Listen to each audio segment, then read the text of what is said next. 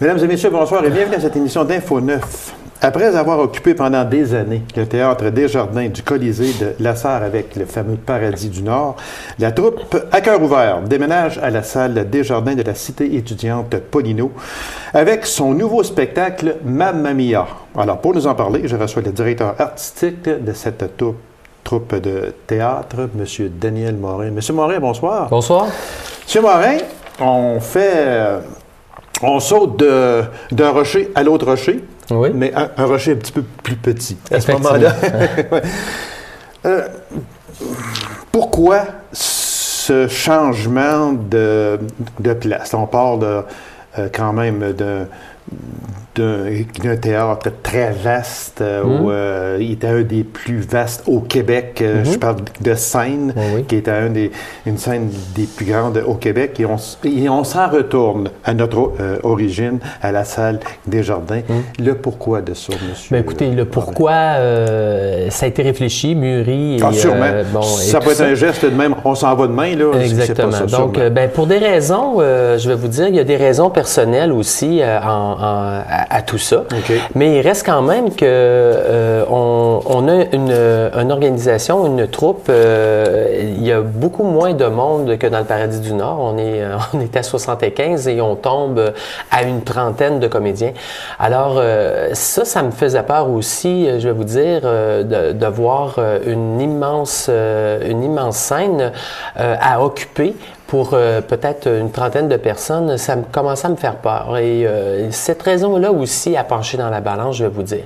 Mais il n'y a pas juste ça, mais effectivement, je pense que pour nous, de retrouver l'essence même de pourquoi qu'on a été fondé, on faut retourner à nos bases. Là. Oui, c'est vrai. Notre base était, c'est quoi? C'est de faire plaisir à la population et à nos membres en premier. Et nos membres, il faut les écouter aussi. Alors, ça, c'était super important et je pense que le fait d'avoir choisi la salle de la Paulino va restructurer, va donner un sens... Plus intimiste? Plus intimiste, oui, effectivement. Alors, je pense que c'est pour toutes ces raisons-là. C'est sûr que... Mais je n'aime pas ce mot-là, là, mais ce n'est pas une démotion. Là. Mais non, pas absolument du tout. Pas. Absolument pas. Là, il ne faut pas le prendre de même non plus. Là. Ils partent d'un spectacle énorme, ils descendent à un spectacle moins énorme, disons. Okay? Oui, bien c'est ça. Mais il ne faut pas le voir comme ça. Non, il ne faut pas le voir comme ça. Bien, écoutez, là, on joue pas, on n'a pas le même genre de spectacle. Là. C'est ça, on s'entend. On parlait d'une production où on parlait une méga-production que l'on parlait avant, puis là, on s'en vient à un spectacle à grand déploiement. Exactement. Donc, et qu'on l'ait joué au Colisée ou qu'on le joue à la salle Desjardins, écoutez, je pense que... C'est quand même 200 places de différence. Exactement. À peu près, ben oui, mais même qu'on aurait réduit, si on aurait joué au Colisée, on aurait réduit pour que les champs de vision soient plus respectifs. J'avais besoin de plus de coulisses, là. Alors, probablement qu'on aurait réduit les places. Peut-être une question de même, M. Morin. Est-ce qu'on prend un repos du Paradis du Nord, comme un peu on a fait avec la Fabuleuse au Saguenay? Est-ce qu'on prend un repos pour revenir en force? On n'a jamais dit que ce projet-là c'était définitif. Okay. Donc, dans le fond, on a dit que c'était notre dernière année l'année passée. Il reste que, en tant qu'organisation, je crois qu'on n'est pas prêt ou on n'a pas le souffle pour prendre tout en charge. Et c'est là qu'il va falloir se poser des questions. Il va falloir aussi que peut-être des gens disent, je pense que moi, je suis prêt à prendre ces responsabilités-là pour soulager notre organisation. Parce qu'au Saguenay-Lac-Saint-Jean, il ne faut pas se le cacher, là, au départ, c'était une troupe comme nous qui avait formé la Fabuleuse. Exactement. Et suite à tout ça, les instances municipales ont pris en charge d'une certaine façon l'organisation pour soulager. Et je dis pas qu'on est prêt à tout remettre, là, c'est pas ça. Mais il reste quand même que il y a peut-être des organismes, il y a peut-être dans le milieu prendre la relève. Certaines sans prendre la relève, venir aider. Oui, exactement. De supporter l'organisation. Parce que c'était rendu lourd. Il ne faut pas s'en cacher. Écoutez, là. C'est énorme. On le fait pendant 7 ans de temps. Oui. Puis je pense que, je crois que faut quand même voir ça comme un grand défi, mais aussi ce défi-là a été relevé par l'organisation pendant ces 7 ans-là. Alors oui, c'est ça. Donc il faut le voir comme ça. Donc, on délaisse ce côté-là du Paradis du Nord parce qu'il y a quand même une production qui va être faite en 2012 qui s'appelle Mamma Mia. Oui. C'est la comédie musicale la plus jouée actuellement dans le monde. Oui, effectivement. Okay? Oui. Ce n'est pas rien, là. Non. Ce n'est pas, là, les gens disent, wow, regardez, on avait quelque chose d'énorme, puis là, on s'en vient, Mamma Mia, mais c'est la comédie. C'est la comédie qui est la plus jouée. La plus jouée au monde, actuellement, là. Et il faut se dire aussi que cette production-là, pourquoi qu'on a décidé de la choisir, c'est qu'on voulait, on voulait y mettre notre image là, en tant qu'organisation. Alors, les chansons ont été toutes traduites, les textes. Alors, c'est vraiment... et vous allez voir, ceux qui l'ont vu par des professionnels, je ne dis pas... moi, je déteste bien ça quand on se dit, on dit toujours, on a toujours la référence du film. La comédie musicale a été bâtie d'une certaine façon. Pas la même chose. Oui, exactement. Ouais. C'est pas pareil du tout. Mais ce que je veux vous dire, c'est que par rapport à la comédie musicale, ceux qui l'ont vu à Broadway, elle a même joué au mois de janvier à Montréal. Oui. Bon, c'était tout bien sûr en anglais. Et vous allez voir que cette production-là, nous, ce qu'on a fait, c'est qu'on a optimisé la chorale, le chœur, donc alto, soprano, ténor et basse, vont omniprésents dans toutes les scènes de la production. Donc, ça va être un chœur qui va toujours être présent. Il y a beaucoup de gens, donc la scène est plus ou moins habitée par les comédiens. Parce que moi, si j'ai fait référence un peu au film, c'est pour l'histoire uniquement, là, parce qu'on ne compare pas les deux. Ça ne se compare pas du tout. On ne peut pas rendre le film. Là. C'était parce que Mamma Mia s'était créé à partir de chansons du groupe ABBA dans les années 70. Qui a fait la traduction des chansons? Nous, on a acheté d'une compagnie qui avait déjà tout travaillé, les textes, les chansons. Je peux pas nommer, là. Mais il reste quand même qu'on avait le droit avec eux de regarder, à modifier certaines choses et c'est ce qu'on a fait. Donc, dans le fond, on l'a adapté à notre réalité de salle et à notre réalité aussi au niveau du groupe. Il y a 26 chansons à l'intérieur. C'est beaucoup. C'est une très grosse production, je vais vous dire que, et comme je vous dis, vu que les chœurs sont omniprésents, le mois de novembre, décembre et janvier ont été très chargés pour l'équipe parce qu'il fallait qu'on apprenne les chansons et vraiment se les mettre dans la tête avant de commencer les chorégraphies et tout ça. Donc oui, ça a été un gros temps de pratique avant les fêtes. Ça va être encore... d'accord, moi, je suis persuadé que ça va être extraordinaire parce que dans les chansons, il y en a qui sont très connues, comme Dancing Queen, Take a Chance on Me, le fameux Chiquitita, qui est là aussi. Oui. Mais on a mis ça en français. Oui, mais dans le fond, c'est que en traduisant les chansons, il faut se dire aussi, il y a des gens de l'organisation qui me disaient, j'ai trouvé ça bien comique, qui me disaient, ouais, mais c'est pas l'essence même du texte de anglophone. J'ai dit non, il faut que vous pensiez que ça a été traduit par rapport à la comédie musicale, oui, donc exactement. Au sens où la chanson a été, même au niveau anglophone, il y a certaines paroles qui ne sont pas là du texte original d'ABBA de 70. OK. L'équipe, on revient un peu. Est-ce qu'on revient un peu avec la même équipe que le Paradis du Nord? Parce que si on regarde ici, à la mise en scène, il y a vous encore, qui êtes là. Oui. Jocelyne Beaulieu à la direction musicale. Oui. Annabelle et Geneviève Mélenchon, de même que Nancy Lapointe, chorégraphie. Oui. Fait que c'est un peu de la même... Le noyau dans le fond, c'est du noyau principal. Le noyau des créateurs, moi, ce que j'appelle les créateurs. Ces gens-là, ont décidé de continuer à offrir de leur temps et de leur énergie pour concevoir, pratique de la musique, des chorégraphies, tout ça. Mais il reste quand même que dans le groupe, oui, c'est sûr que dans les 7 ans du Paradis du Nord, il y en a passé des gens. Alors, c'est sûr qu'il y a des gens qui vont se retrouver dans cette production-là. Mais j'en ai quand même des nouveaux qui ont incorporé le groupe cette année.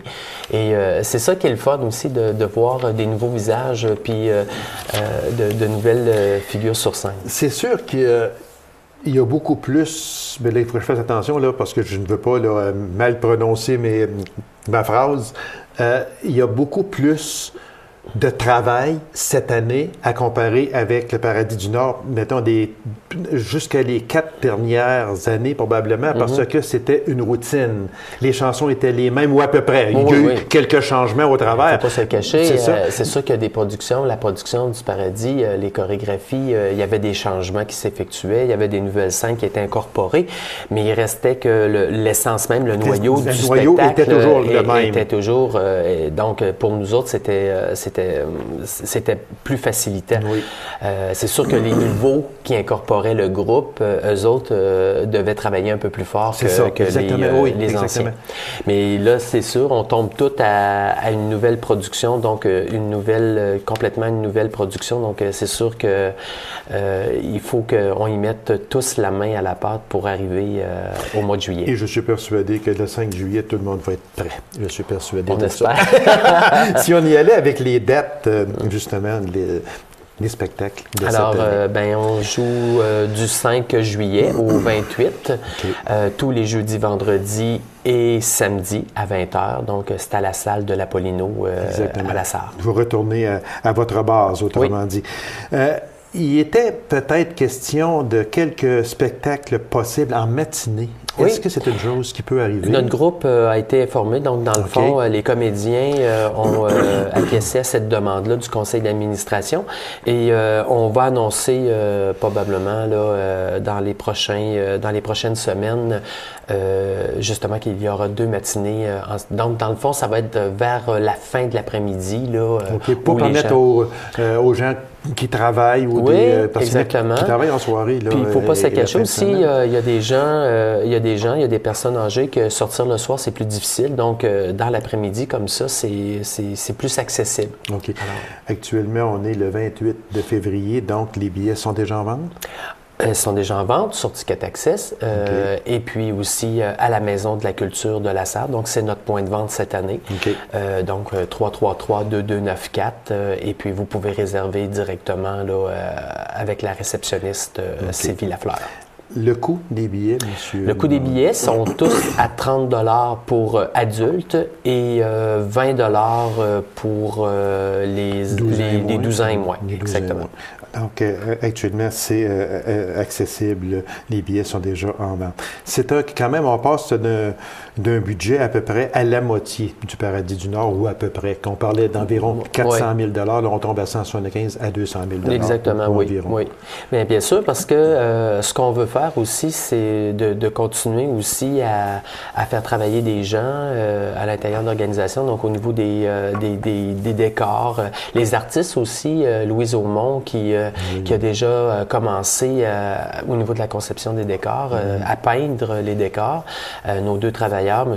Gilles Rondeau et M. Jean-Yves Tardy, qui ont débuté, qui vont terminer dans les prochains jours la construction des décors. Alors, dans le fond... La machine est partie. La machine est partie. C'est ça. Alors, on invite les gens, c'est du 5 au 28 juillet, les jeudis, vendredis, samedis à 20h. Probablement aussi, sûrement, spectacle en matinée. Les coûts 30 $ pour adultes, 20 $ pour 12 ans et moins. Sur Ticket Accès aussi également. Et puis, C'est du 5 au 28 juillet à la salle Desjardins de la Cité étudiante Paulino. Monsieur Morin, merci beaucoup et bon succès dans votre... Ça me fait plaisir. Dans ce spectacle qui sera encore aussi grandiose, j'en suis persuadé. Merci. Merci beaucoup. Alors, courte pause, mesdames et messieurs, on vous revient immédiatement après.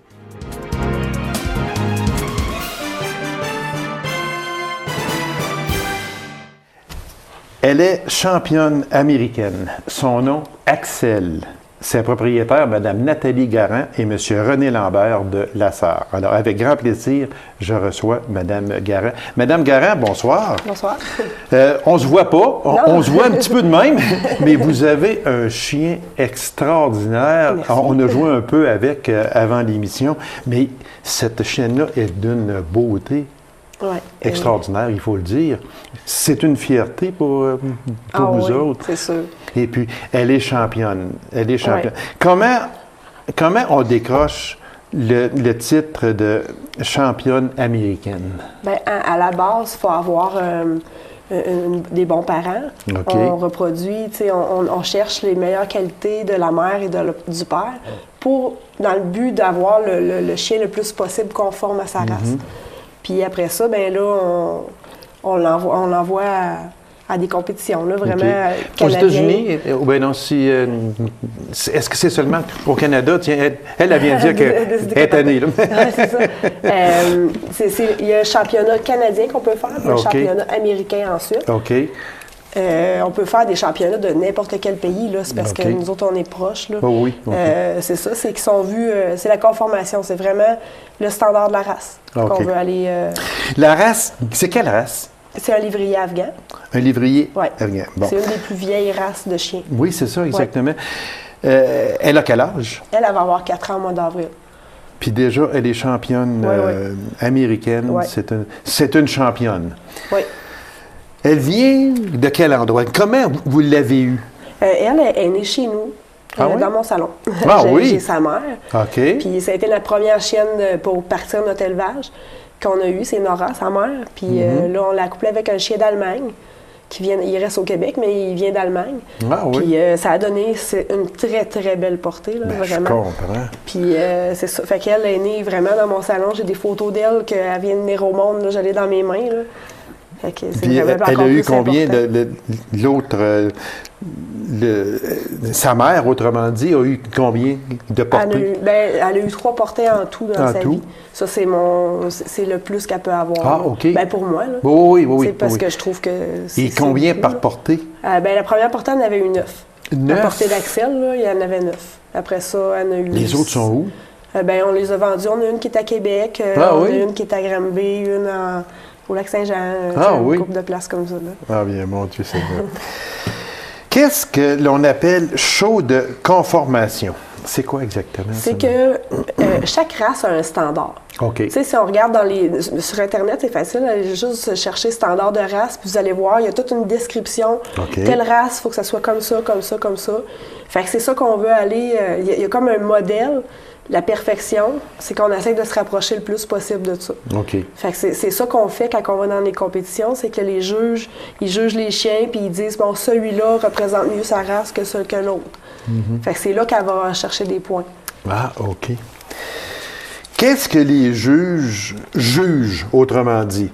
Lorsqu'elle est en compétition, elle fait un concours, qu'est-ce que les juges vont juger sur elle pour la nommer, je sais pas, plus belle, championne, peu importe. Meilleure femelle. Oui, c'est ça, exactement. C'est quoi que les juges regardent? Bien, le chien en général, c'est sûr qu'il faut que... Il y a des mesures, là. Faut que, tu sais, il y a plein de petites mesures qui font, eux autres.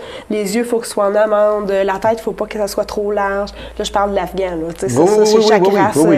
Il faut que le dos soit droit, les épaules, ils vont regarder toute Dieu! Le devant, tu sais, parce que c'est sûr que le mouvement est très important aussi. Si le chien il a les coudes collés comme ça, il n'y aura pas un beau mouvement. Il faut qu'il soit comme un beau devant qu'on appelle, là, bâti, puis pour pouvoir étirer. C'est ça, comme il disait, tête haute aussi et la queue en l'air. Ça, ça, c'est l'attitude. C'est ça, OK. Un Afghan, faut que ça ait de l'attitude dans un ring qu'on appelle les shows. Là. C'est pas un chien qui peut avoir la mine basse. Il faut vraiment... Est-ce que vous allez dans des salons avec? Oui, oui. Ben, on va au stade olympique. Là. On a fait une couple de fois. Là, vous allez.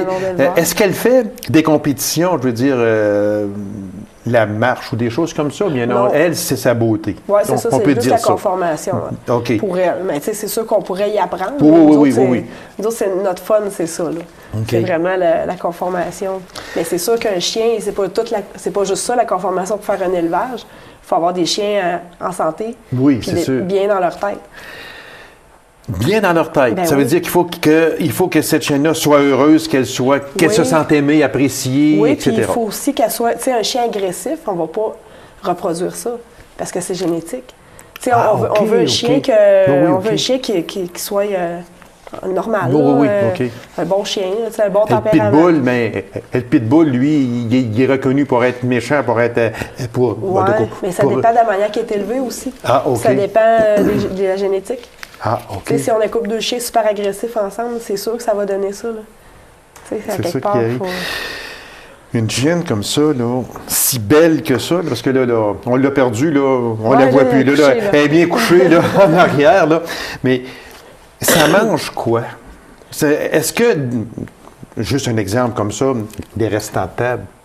Bien, nous autres, on n'en donne pas parce qu'on en a plusieurs, puis ça serait compliqué. Là. Oui. Mais il n'y a pas de problème, c'est juste que c'est sûr, il faut faire attention aux restants de table, là, pas donner de la sauce à spaghetti, là, c'est sûr que c'est pas bon. Là. Mais tu sais, de la viande, enfin, nous autres, ils mangent de la viande crue, nos chiens. OK. Ouais, nous autres, on ne leur donne pas de moulé, là. Mais ça, c'est une vision. C'est un choix. Oui, c'est ça. Parce qu'elle pourrait manger des sacs, je veux dire, ce qu'on appelle en sac, là, nourriture pour chien. Elle pourrait en manger. Ah oui, il n'y a pas de problème. Sauf que votre choix à vous autres, c'est de la viande. C'est ça. Oui. Est-ce qu'elle va chez le vétérinaire souvent? Bien, elle va se faire vacciner toutes les années. OK. Mais on n'a jamais eu de problème avec, là. OK. Son prochain concours, ça va être quoi? Bien là, elle a fini parce que là, la prochaine étape, ça va être l'accouplement. On va en venir à ça. Okay. Mais elle, est-ce que ça veut dire qu'elle ne ferait plus de compétition? Là? Non. C'est terminé. Oui, parce que la chienne, quand on la coupe, là, j'ai des points quand on la coupe, les femelles, souvent, il faut les raser parce que sinon, c'est dangereux que les bébés restent pris quand ils sont naissants. Ils peuvent rester pris dans le poil parce qu'ils ont le poil long. Fait qu'on aime mieux les raser pour ne pas prendre de chance. Fait que là, c'est fini. Ça vient de se terminer. Mais c'est parce que si elle ne serait pas accouplée, elle pourrait faire encore des compétitions. Elle a 4 ans seulement. Ça peut vivre combien d'années? À peu près une douzaine d'années. 13 ans dans ces coins-là. Ça va être difficile de vous en départir? Ah, c'est sûr. On n'ose pas trop penser à ça. Ben, c'est ça, mais non, c'est sûr que ça va être... c'est ça, on verra dans ce temps-là. Oui, justement, exactement. On n'ira pas. On traversera la rivière quand on arrivera au pont. C'est ça. Il faut s'attendre à ça avec des chiens. Oui, bien, c'est ça, exactement. On n'a pas de choix. Bon, on va parler d'accouplement. Bon, c'est sûr qu'on parle d'accouplement avec un mâle de même race. Oui, c'est sûr. C'est sûr, de même race. Est-ce qu'il y a des catégories ou bien non, c'est un chien afghan? Oui. C'est pas juste... on va choisir comme... On a des mâles, là, mais on ne pourrait pas l'accoupler avec elle parce que j'en ai trop petit ou des fois, des petits défauts, là, des petites niaiseries. Mais c'est ça, on va choisir le mâle parfait pour elle. C'est ça, l'élevage, comme on fait, c'est ça qu'on veut. On veut vraiment aller chercher... Les qualités des deux chiens qui vont se compléter. T'sais. Mais comment on va trouver le mâle parfait pour elle? Il faut connaître la conformation des chiens. Il faut vraiment connaître là, ses défauts. Parce que si on ne les connaît pas, ses défauts, c'est comme j'ai une de mes chiennes qui a la tête un petit peu trop large, le crâne. Mais on ne va pas prendre un mâle qui a le même problème. On va prendre un mâle qui a une belle tête affilée pour aller corriger ça. C'est tout des petits... C'est un exemple. Là, non, mais quand même, c'est parce que je trouve ça vraiment extraordinaire. C'est ça, là, parce que c'est pas, là... on prend un mâle... Avec elle, on la met dans un enclos, peu importe, puis là, on les laisse accoupler. Là. C'est pas ça. Là. Non, vraiment pas. Puis on reste là, puis non, c'est vraiment... Puis là, le mâle que...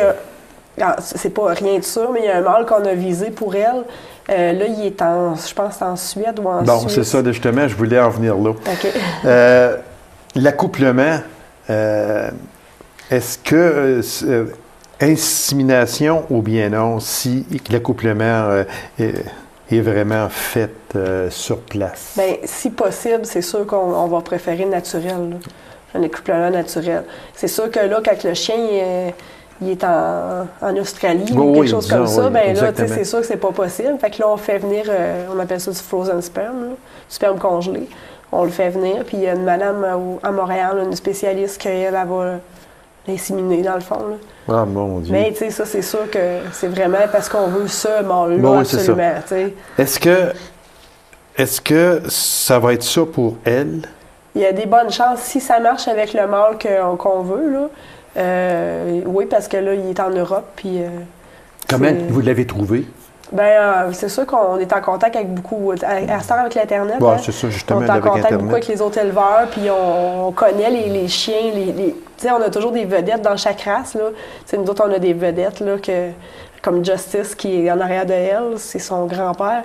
Il a couplé beaucoup Justice, il a fait beaucoup de reproduction. Okay. Fait qu'il y a beaucoup de lignées que Justice il était quelque part dedans. Fait que c'est un chien que tous les éleveurs d'Afghans connaissent, là, dans le monde entier, là, tu sais. Eh mon Dieu. Il y en a combien de chiens comme ça, disons ici, autour, là? En Abitibi-Témiscamingue ou au Québec, il y en a beaucoup, ou ici, est-ce qu'il y en a beaucoup? Au Québec, il n'y en a pas tant que ça quand même. On est juste 3 éleveurs. Ah, mon Dieu. Il y en a un ça vient de chez eux, donc les chiens qu'on a. On n'est vraiment pas beaucoup. Fait que c'est pas un chien qui court les rues, là. C'est pour ça que quand on sort avec ces chiens-là, on se fait regarder beaucoup. Bien, je comprends. Mais en Abitibi, tous les Afghans que je connais en Abitibi, il y en a un à Rouen qui vient pas de chez nous, mais les autres, ils viennent de chez nous. On en a 2 à Amos, on en a 2 à Malartic, un à Val-d'Or, on en a un à La Sarre. C'est sûr que est-ce qu'elle a des défauts? Ben, son devant pour être un petit peu plus... Mais tu sais, c'est vraiment comme... de tonus, comme on dit, peut-être. C'est vraiment comme...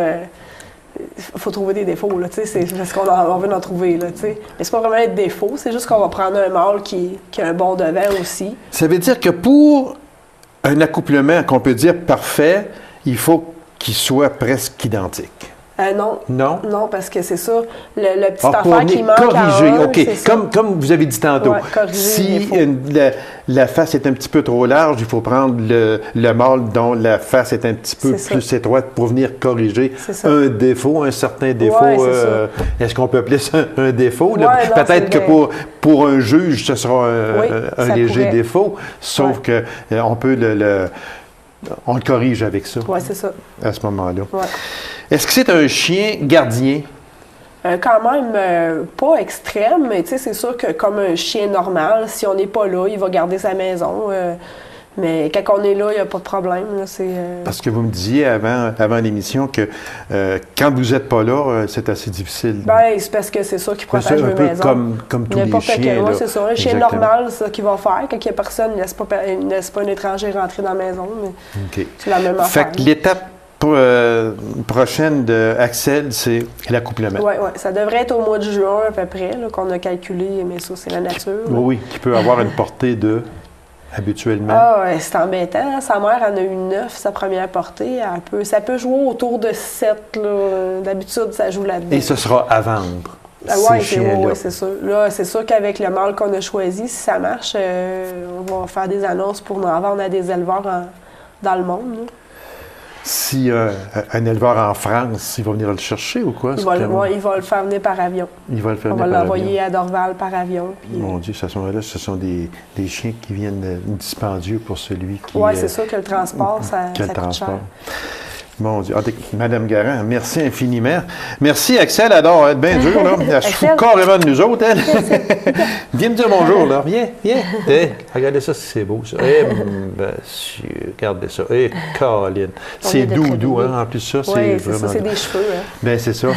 Madame Garand, merci infiniment. Vous avez une chienne vraiment extraordinaire. Puis, merci, Axel. Tu étais bien tranquille, bien gentil. On vous remercie beaucoup. Puis on lui souhaite une grosse portée. Oui, c'est ça. Une belle portée. Une belle portée. Merci beaucoup, madame. Merci. Mesdames et messieurs, merci d'avoir été là. On se donne rendez-vous à une prochaine émission d'Info 9. Au revoir.